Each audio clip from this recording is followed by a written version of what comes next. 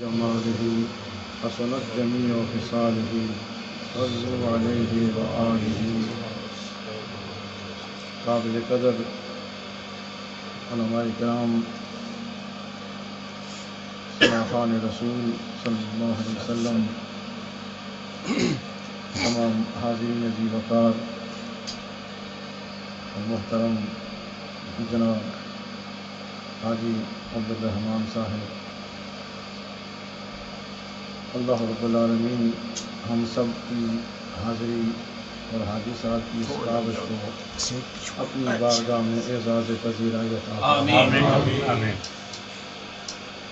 بہت خوبصورت تلاوت، نعت خوانی، خطاب دلپذیر آپ نے سماعت فرمایا. اللہ رب العالمین ان تمام کلمات طیبات کو اپنی بارگاہ میں قبول و منظور فرما کر ہر ایک کو اجر عظیم عطا فرمائے، اور صاحب خانہ کی محنت کو، خدمت کو، مجلس کو، ہر عمل کو عمل صالح کا درجہ دے کر اپنی بارگاہ میں قبول و منظور فرمائے. قرآن عظیم کی آیت مقدسہ کا بالکل ابتدائی حصہ تلاوت کرنے کا اعزاز حاصل کیا ہے. عرش و فرش کا رب ارشاد فرماتا ہے، اعلان ربی ہے، فرمان سرمدی ہے، محمد الرسول اللہ، محمد صلی اللہ علیہ وسلم اللہ کے رسول ہیں. ایک نام اقدس ہے اور ایک ذات اقدس ہے.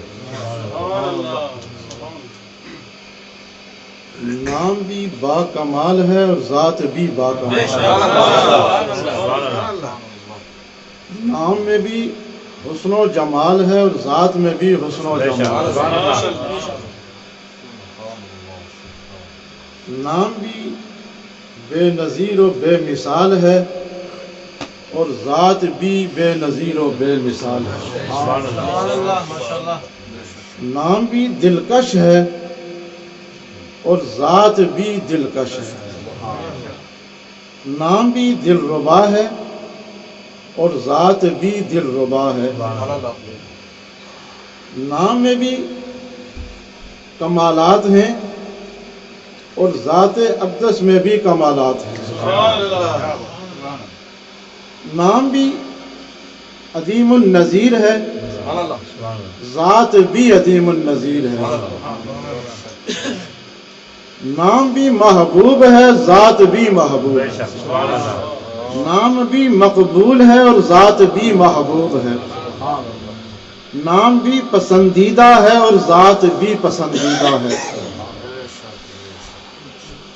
ذات میں بھی کمالات اللہ نے رکھے ہیں اور نام میں بھی اللہ نے کمالات رکھے ہیں. نام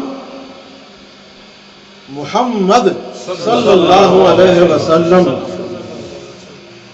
اور ذات وہ اس نام کا مسمى جناب محمد الرسول اللہ صلی اللہ علیہ وسلم. اس میں اتنا حسن و جمال ہے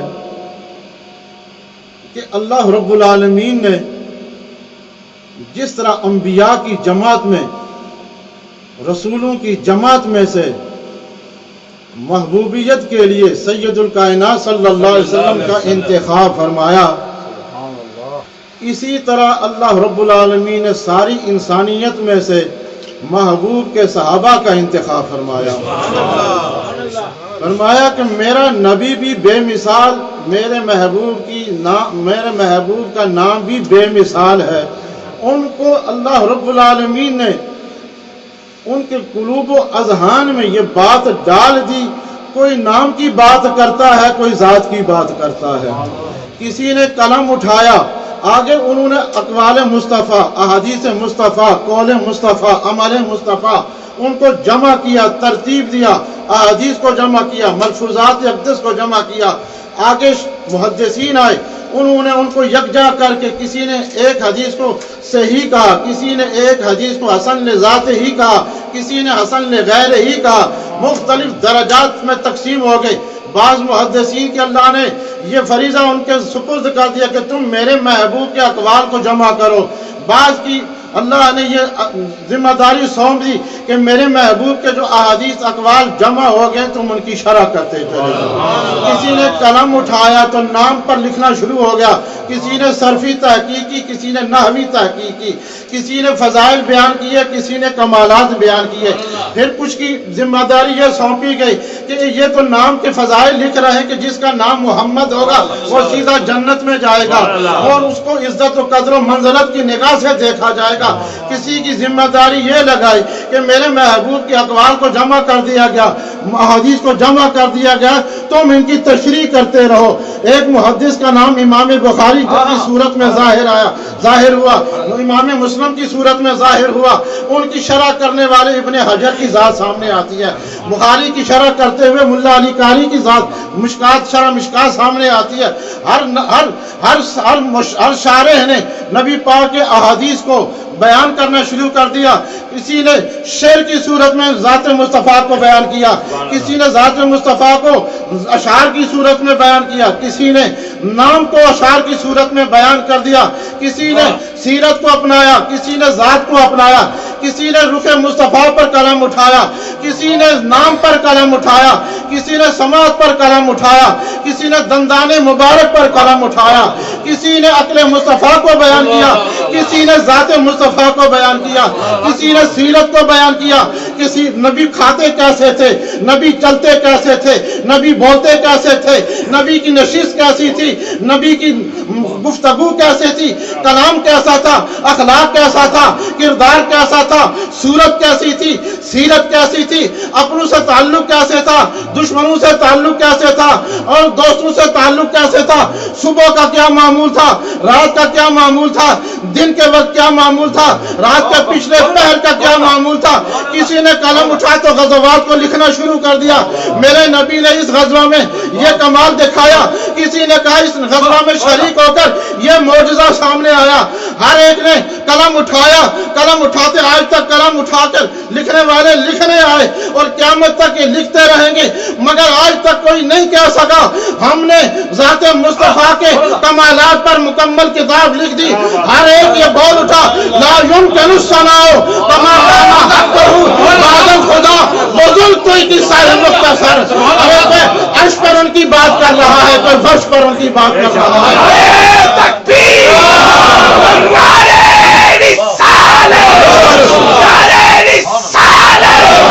عظمت و شان مصطفیٰ ہر ایک ان کی بات کرتا آ رہا ہے۔ صحابہ دیکھو تو انہی کی بات کرتے آئے، حضرت آدم دیکھو تو انہی کا واسطہ دے کے آئے، حضرت ابراہیم کو دیکھو تو انہی کے واسطے سے آئے، نبوت انہیں ملی، رسالت انہیں ملی تو رسول اللہ کے تصدق سے اللہ نے جب بات کی تو فرمایا وَإِذْ أَخَذَ اللَّهُ مِيثَاقَ النَّبِيِّينَ لَمَا آتَيْتُكُم مِّن کتاب و حکمہ ثم جاءکم رسول مصدق لما معکم، فرمایا میرا نبی آئے گا، میں تم سے ان کی تصدیق چاہوں گا، میں ایک نبی لاؤں گا، ایک نبی پیدا کروں گا، ایک نبی آئے گا، تم نے اس کی گواہی دینی ہوگی، تم نے اس کو ماننا ہوگا، تم نے اس کی تصدیق کرنی ہوگی۔ اور 1,24,000 پیغمبر آئے، اسی کی بات کرتے ہوئے آئے، صحابہ آئے تو انہی کی بات کرتے آئے، ارے مورخین آئے تو ان کی بات کرتے آئے، محدثین آئے تو ان کی بات کرتے آئے، شارحین آئے تو ان کی بات کرتے آئے۔ ارے کوئی میلاد منائے نہ منائے، ہم ابن جوزی کو دیکھتے ہیں قلم اٹھا کر بتایا کوئی مانے نہ مانے، میں بھی میلاد منانے والوں کی صف میں شامل ہوں۔ ارے ابن جوزی جیسا اعتراض کرنے والے تو ابن جوزی جیسا علم لے کے آ، ابن جوزی کے تقوی جیسے تقوی لے کے آ، ابن جوزی کے فہم جیسا فہم لے کے آ۔ ابن جوزی وہ ہے جو غوث اعظم کا जलीस था, मिंबर रसूल पर बैठकर 1 लाख इंसानों को तौबा करवाने वाला, 20,000 इंसानों को यहूदा नसारा को कलमा पढ़ाने वाला। तुम ना मानो, इब्ने जौजी तो मानता है, हमारा मुक्तदा इब्ने जौजी है, हमारा मुक्तदा इब्ने हजर अस्कलानी है।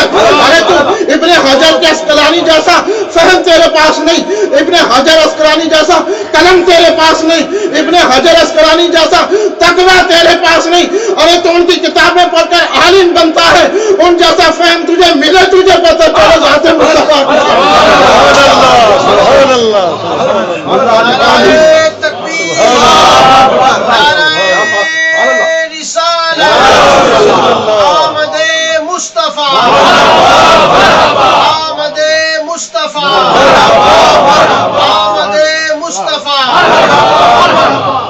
तो एक बंदा मोमिन नहीं होता, एक मुसलमान नहीं होता, तू तो अपनों को गैर करार दे रहा है।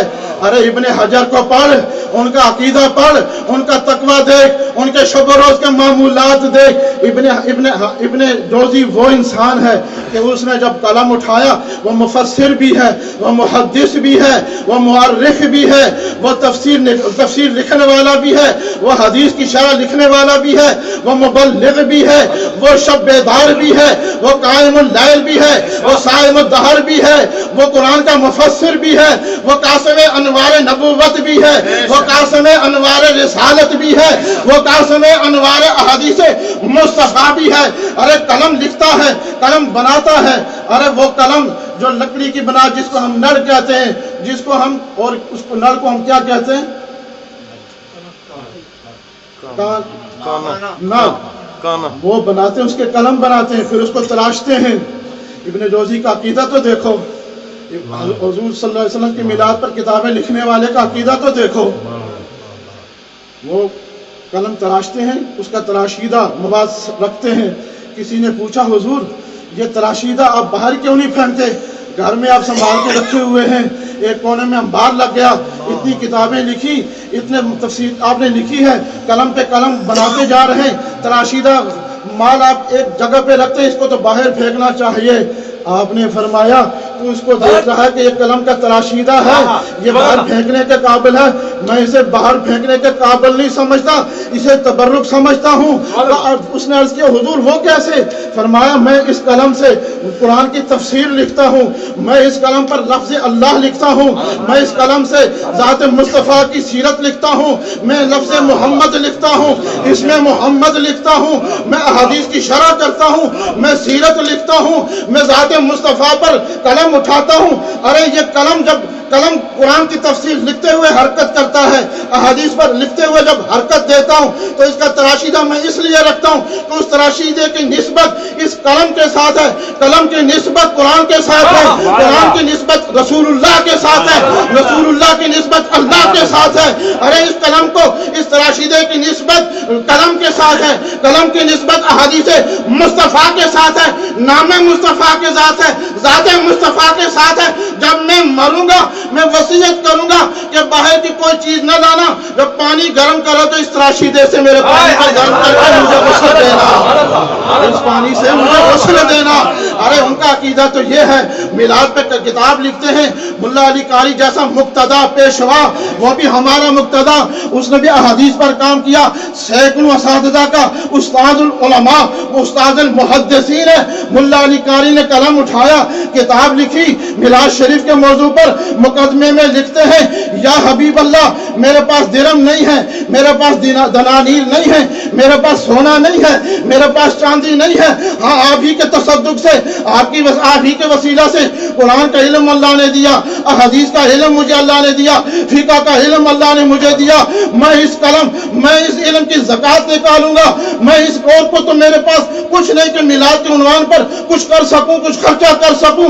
मैं रिसाला लिखूंगा, जो पढ़ते आएंगे मुझे सवाब मिलता रहेगा, आपकी बारगाह में हाजिरी होती रहेगी। मोहम्मद रसूलुल्लाह, मोहम्मद ही मोहम्मद है, मोहम्मद रसूलुल्लाह, मोहम्मद अल्लाह के रसूल है। ज़ात भी बाकमाल और नाम भी बाकमाल है। जब हुजूर अकरम सल्लल्लाहु अलैहि वसल्लम की ज़ात अक़दस इस कायनात में जलवागर हुई, अभी आपने सुना ना, मुख्तसर वक्त में तख्लीक अभी सुना, اور ولادت کے مقام کا بھی سنا. تو ولادت کے بعد نام رکھا جاتا ہے. تو نام کیا رکھا گیا؟ محمد.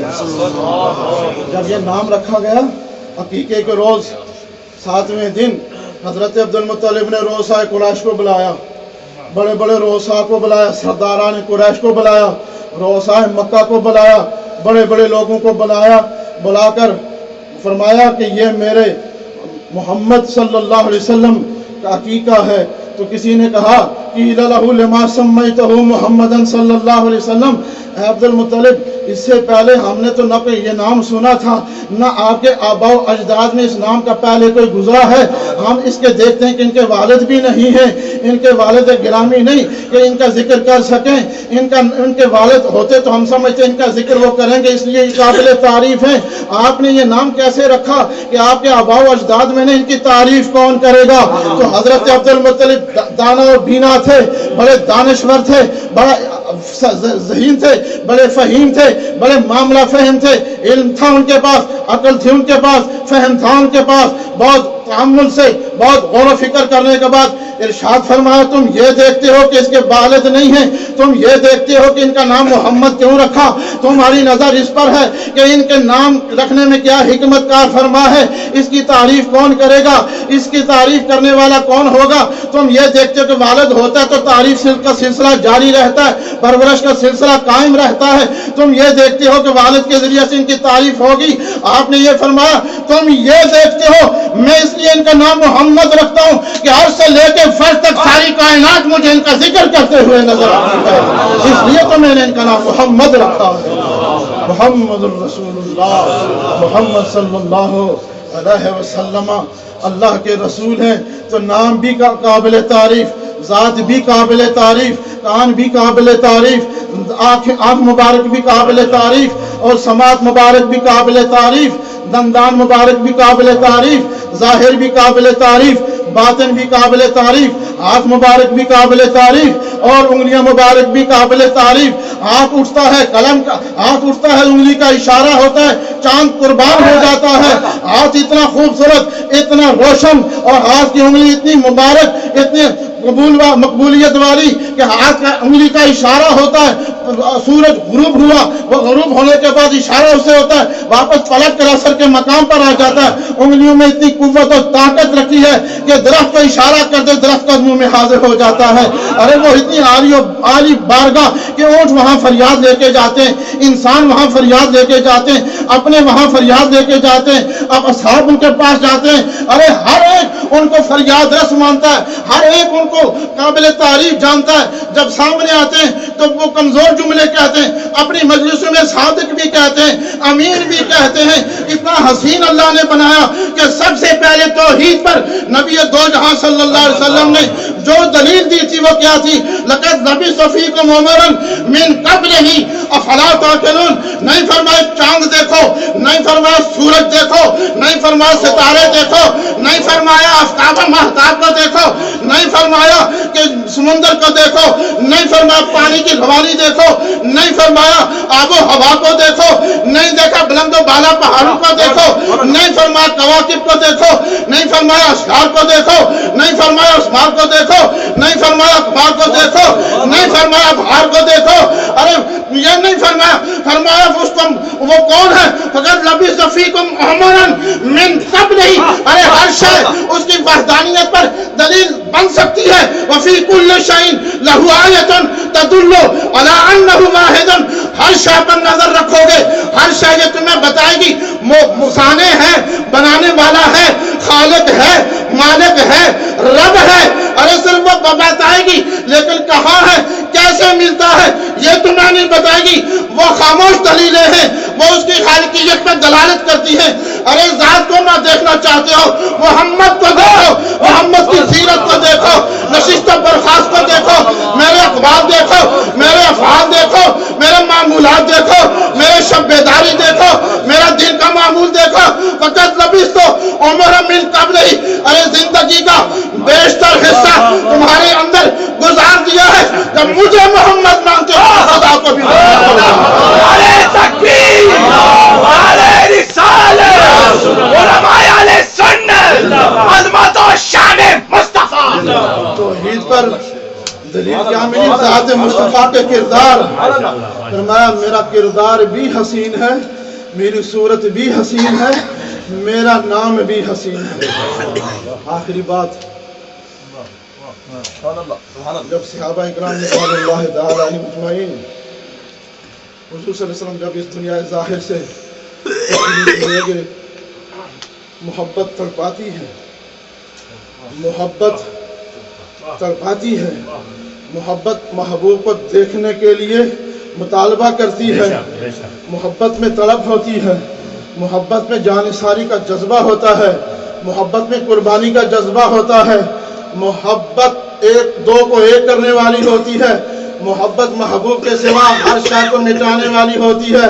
جب ظاہر سے نبی پاک صلی اللہ علیہ وسلم تشریف لے گئے، نظر نہ آئے، صحابہ اکرام کبیدہ خاطر ہوئے، پریشان ہوتے، دکھی ہوتے، پریشان ہوتے کہ رسول اللہ صلی اللہ علیہ وسلم جب موجود تھے ظاہری حیات میں، ان کے پاس ہم جاتے تھے، رخ زیبا کو دیکھتے تھے، کلمات کو، یہ بات کو سنتے تھے، احادیث کو سنتے تھے، مجلس میں بیٹھتے تھے، سکون ملتا تھا، عبادت کا ذوق ملتا تھا اور بندگی کا ذوق ملتا تھا، ذوق بندگی میں اضافہ ہوتا تھا، سجدہ ریزی کی طرف رغبت زیادہ ہوتی تھی، گناہوں سے نفرت پیدا ہو گئی تھی.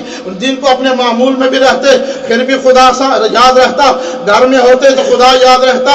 محبت کا تقاضا یہ تھا کہ محبوب کو تلاش کرو. اب محبوب نہیں تو کیا کریں؟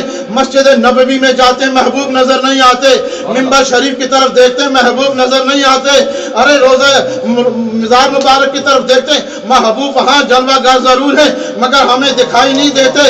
کبھی مسجد کو دیکھتے، کبھی منبر کو دیکھتے، کبھی دل و دیوار کو دیکھتے، کبھی گلیوں کو دیکھتے کہ اس گلی سے میرے محبوب کا گزر ہوا تھا، اس راستے سے گزر ہوا تھا.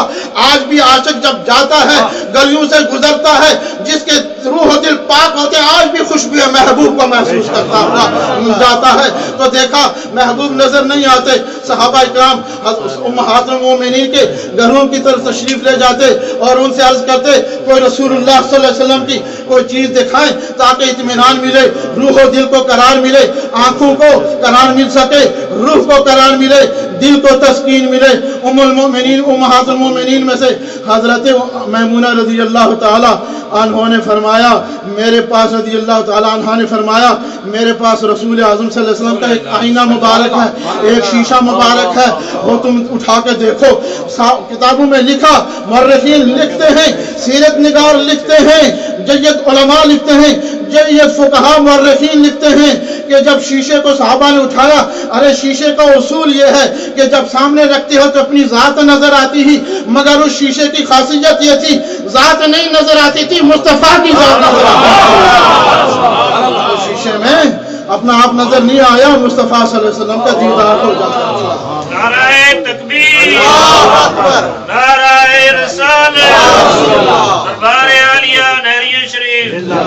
حضرت عبداللہ بن رواحہ کی اس بات پہ ختم کرتا ہوں بات اپنی. فرماتے ہیں فَإِن لَمْ تَكُنْ فِيهِ آيَاتٌ مُبَيِّنَةٌ، فَإِن لَمْ تَكُنْ فِيهِ آيَاتٌ مُبَيِّنَةٌ، اگر ان میں تمہیں اور کوئی چیز بھی نظر نہ آئے ظاہری طور پر، کانت بدیہتہ تم بھی قبل خبری، کہ تم روح مصطفیٰ کو دیکھنا تمہیں بس ایک ہی جلوہ تمہیں بتا دے گا خدا بھی ہے مصطفیٰ بھی ہے. اللہ تعالی ہم سب کو سرکار دو عالم صلی اللہ علیہ وسلم کی محبت نصیب فرمائے اور سلف صالحین کے نقوش پر چلنے کی توفیق عطا فرمائے.